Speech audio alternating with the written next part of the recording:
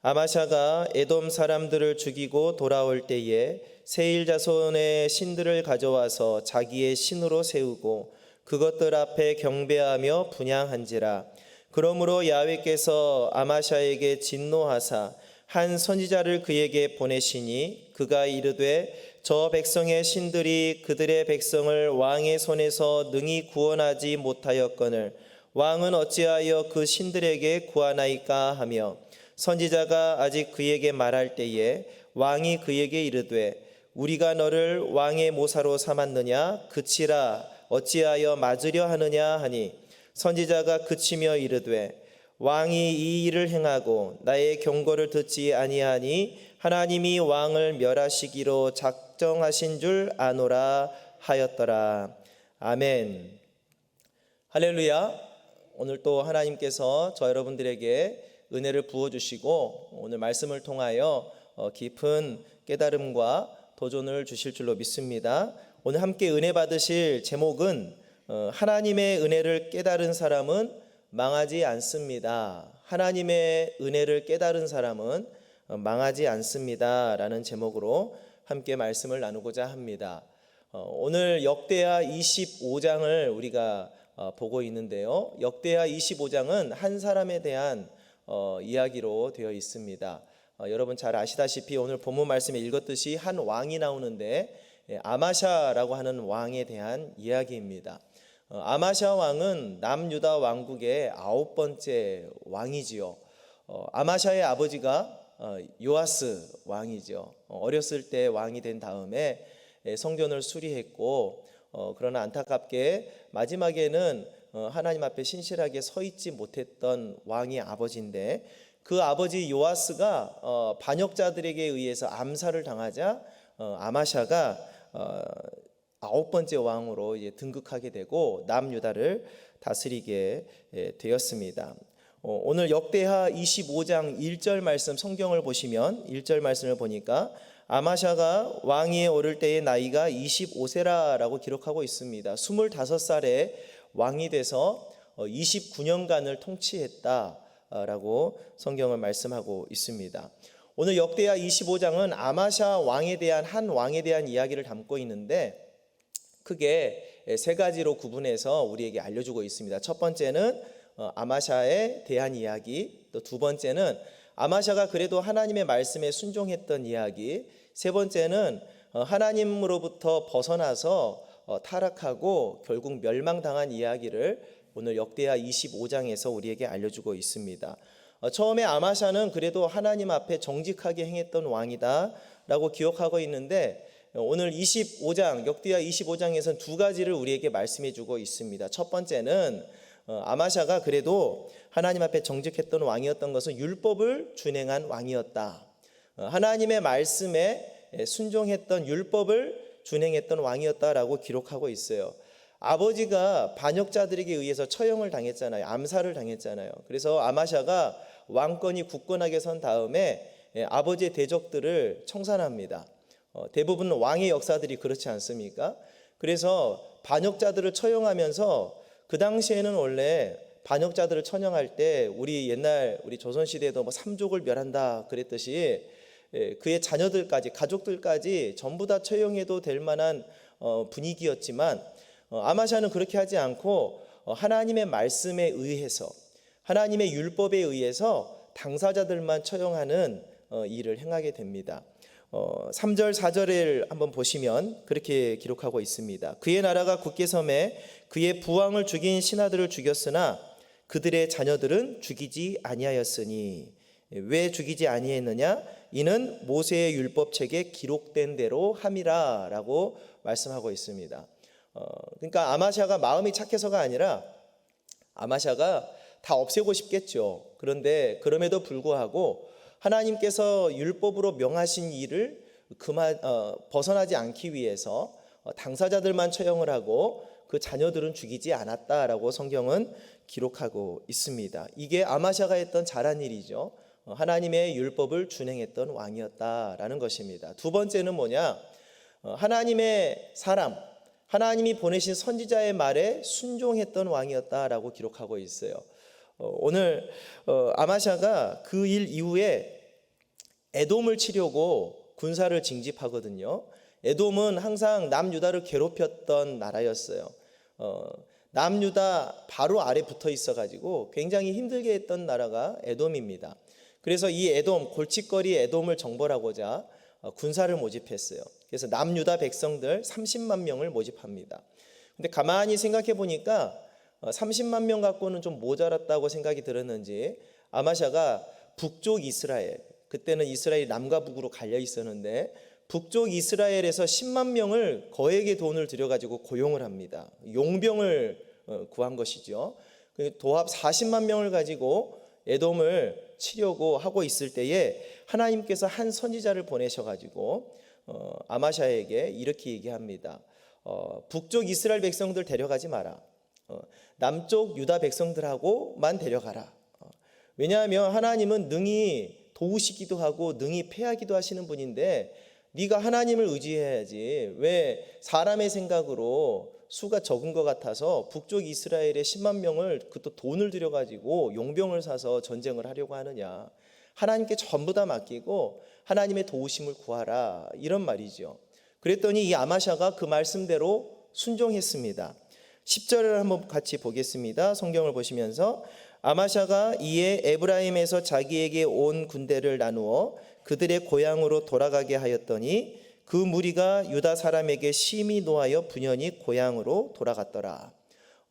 고용했던 사람들을 다시 북이스라엘로 돌려보낸 거예요. 그러니까 돌아가는 사람들은 화가 났겠죠.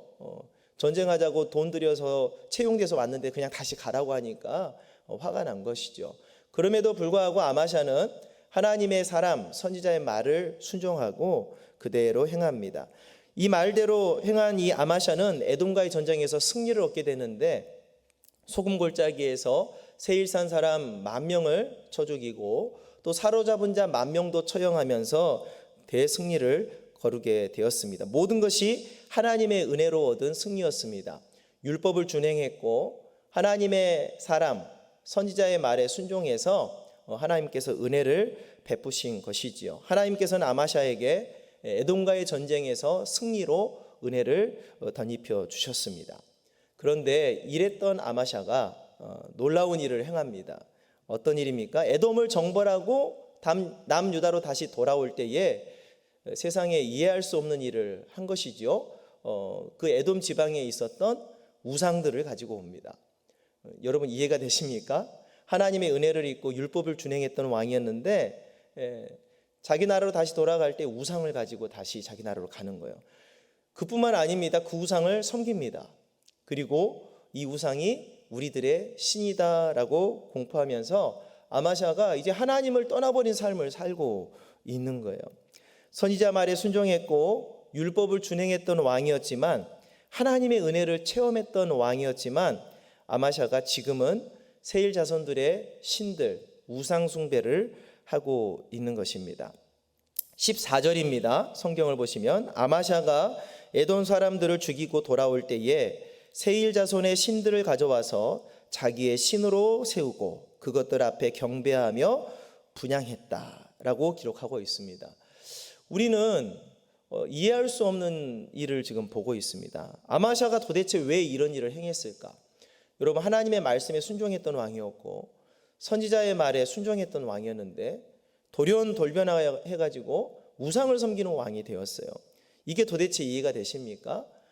그런데 아마샤가 이렇게 돌변하는 행동을 하게 된 원인이 있습니다. 중요한 사실 하나가 있는데 그것은 두 번째로 우리가 나눌 말씀이 하나님의 은혜를 깨닫지 못했기 때문입니다. 여러분 하나님의 은혜를 깨닫는 것은 대단히 중요한 일입니다. 하나님의 은혜를 체험하는 것도 중요한 일인데요. 그것이 하나님의 은혜라는 것을 깨달아야 됩니다. 깨닫지 못하면 하나님의 은혜가 하나님의 은혜인 줄을 모르고 사는 인생이 되는 줄로 믿습니다. 여러분 저와 여러분들은 어떻습니까? 우리도 아마샤처럼 이럴 때가 있지 않습니까? 시편 기자는 이렇게 고백했어요. 46편 1절 말씀에 하나님은 우리의 피난처시요 나의 힘이시니 환난 중에 만날 큰 도움이시라 라고 시편 기자가 고백했듯이 저 여러분들의 신앙 고백이 이런 신앙 고백이지 않습니까? 하나님이 나의 도움이십니다. 하나님이 나의 피난처가 되십니다 라는 고백을 하고 하나님으로부터 은혜를 받았음에도 불구하고 때로는 아마샤와 같이 하나님의 은혜를 깨닫지 못하여서 은혜가 은혜인 줄을 모르고 살 때가 많고, 세상에서는 여전히 많은 사람들이 하나님의 은혜를 받고 살면서도 그것을 하나님의 은혜인 줄 모르고 사는 인생이 많다라는 것입니다. 여러분, 중요한 것은 사람은 한순간도 하나님의 은혜 없이는 살아갈 수 없는 존재인 줄로 믿으시기를 바랍니다. 여러분, 코로 숨 쉬는 거, 이것 또한 하나님의 은혜입니다. 오늘 아침에 자연스럽게 눈을 뜨고 하루를 살아가는 것도 하나님의 은혜인 줄로 믿습니다. 세상에서 일하는 거 힘들지요. 어려운 일이지만 그럼에도 불구하고 일할 수 있다는 거 하나님의 은혜이고요. 부족하지만 날마다 나에게 일용할 양식을 주신다는 거, 이것 또한 하나님의 은혜입니다. 우리의 모든 일상이 하나님의 은혜입니다. 그런데 우리는 때로는 아마샤와 같이 이 하나님의 은혜를 깨닫지 못하고 살아갑니다. 사랑하는 성도 여러분, 하나님의 은혜를 당연한 것으로 여기는 순간 우리도 아마샤와 같이 멸망의 길로 빠질 수 있다는 것을 꼭 기억하시기를 바랍니다. 세 번째 나눌 말씀은 하나님의 은혜를 그래서 깨닫지 못한 사람은 망합니다. 우리에게 주는 말씀으로 받으시기를 간절히 바랍니다. 우리 본문 말씀을 다시 한번 같이 읽도록 하겠습니다. 역대하 25장 14절부터 16절입니다. 함께 읽습니다. 아마샤가 에돔 사람들을 죽이고 돌아올 때에 세일 자손의 신들을 가져와서 자기의 신으로 세우고 그것들 앞에 경배하며 분향한지라. 그러므로 야훼께서 아마샤에게 진노하사 한 선지자를 그에게 보내시니 그가 이르되 저 백성의 신들이 그들의 백성을 왕의 손에서 능히 구원하지 못하였거늘 왕은 어찌하여 그 신들에게 구하나이까 하며, 선지자가 아직 그에게 말할 때에 왕이 그에게 이르되 우리가 너를 왕의 모사로 삼았느냐 그치라.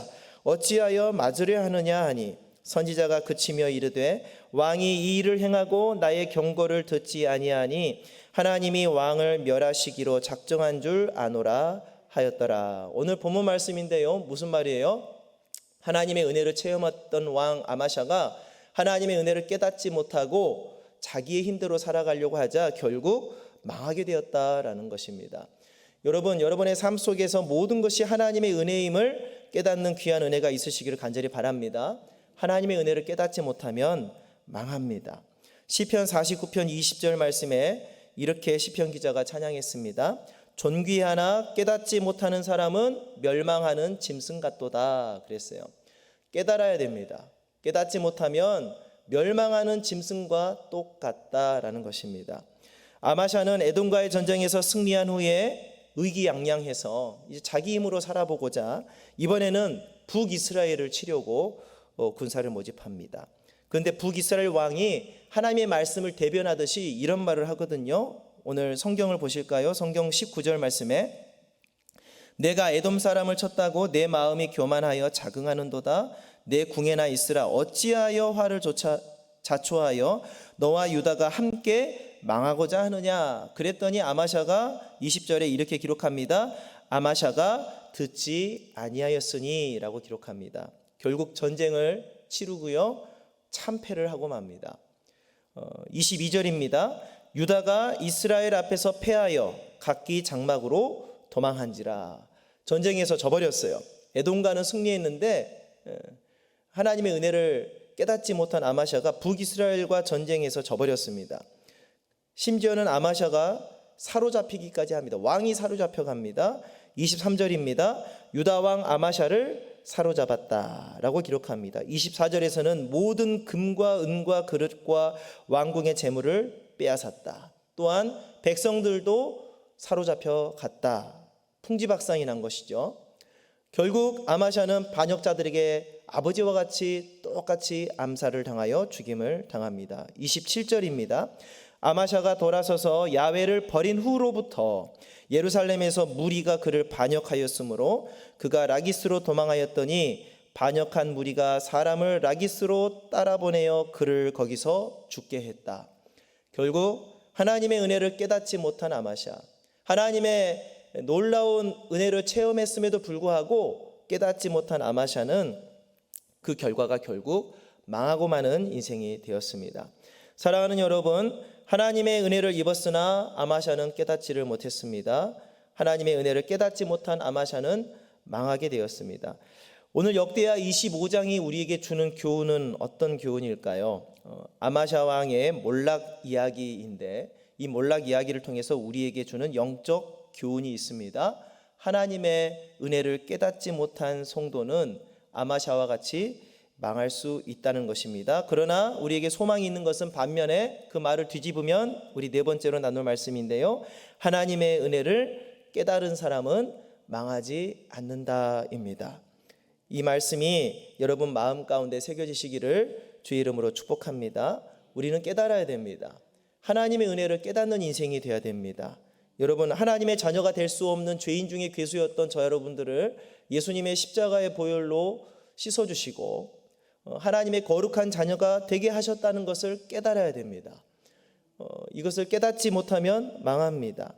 우리 매일의 삶이 반복되는 것 같고 하루하루를 내 힘으로 살아가는 것 같은 착각 속에 살아갈 때도 있지만, 그럼에도 불구하고 우리는 깨달아야 됩니다. 우리로 하여금 사소한 일상까지도 살아가게 하시는 분, 그분이 하나님이시라는 것, 그 하나님의 은혜로 우리가 하루하루를 살아가고 있다는 것을 깨달아야 됩니다.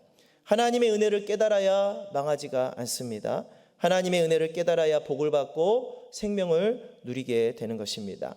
그래서 시편 기자는 이런 기도를 합니다. 이 기도가 저 여러분의 기도가 되시기를 바랍니다. 시편 119편 144절을 제가 읽어드립니다.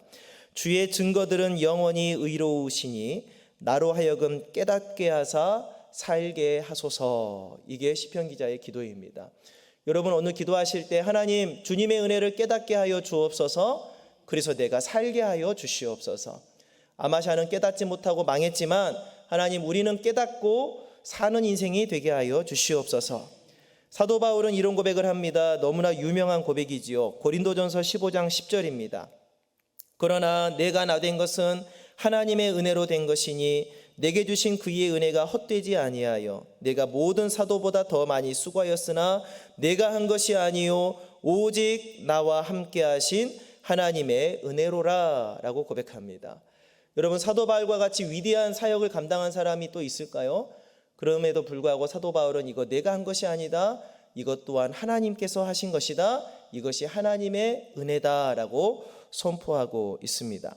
그러므로 저 여러분들은 시편 기자와 같이 사도 바울과 같이 하나님의 은혜를 깨닫는 성도가 되어서 주님을 높여드리고 우리 하나님께 영광 올려드리는 신실한 하나님의 백성이 되어야 될 줄로 믿습니다. 예레미야 9장 24절을 읽어드립니다. 자랑하는 자는 이것으로 자랑할지니 곧 명철하여 나를 아는 것과 나 야훼는 사람과 정의와 공의를 땅에 행하는 자인 줄을 깨닫는 것이라 라고 말씀합니다. 여러분, 하나님께서 정의와 공의로 이 땅을 다스리시고 우리에게 은혜 베풀어 주셨음을 깨닫는 자가 되셔서 하나님을 기쁘시게 하는 저 여러분 되시기를 주의 이름으로 축복합니다. 말씀을 마치겠습니다. 사랑하는 여러분, 우리 모두 하나님의 은혜를 깨닫지 못한 아마샤의 뒤를 따라가서는 안 되겠습니다. 하나님의 은혜를 깨달은 시편 기자와 같이 사도 바울과 같이 내 삶의 모든 것을 주관하시고 인도하시는 분은 하나님 한 분뿐임을 믿고 선포하고 깨닫는 성도가 되셔서 오늘 하루도 하나님의 은혜로 승리하고 주님께 영광 올려드리는 복된 날 보내시기를 주의 이름으로 축복합니다. 한번 따라하겠습니다. 하나님의 은혜를 깨달은 사람은 망하지 않습니다. 할렐루야. 주님의 은혜를 깨닫는 성도가 되셔서 오늘 또 큰 기쁨과 큰 감사가 넘쳐나는 복된 하루 되시기를 주의 이름으로 축복합니다. 기도하겠습니다. 하나님, 은혜를 감사합니다. 아마샤가 주님의 은혜를 깨닫지 못하고 자고하다가 망했습니다. 하나님, 그러나 우리는 주님의 은혜를 깨닫고 모든 것이 하나님의 은혜임을 깨닫고 하나님께 영광 올려드리는 귀한 삶을 살게 하옵소서. 주님의 은혜를 깨달아서 생명 얻게 하여 주시옵소서. 하나님의 인도함 따라 살아가게 하시고 주님의 은혜임을 깨닫고 감사가 넘치게 하여 주옵시고 하루하루 우리 하나님과 동행하여 많은 사람들에게 하나님의 은혜를 흘려보내는 축복의 통로가 되게 하여 주시옵소서. 감사드리며 예수님의 이름으로 기도드립니다. 아멘.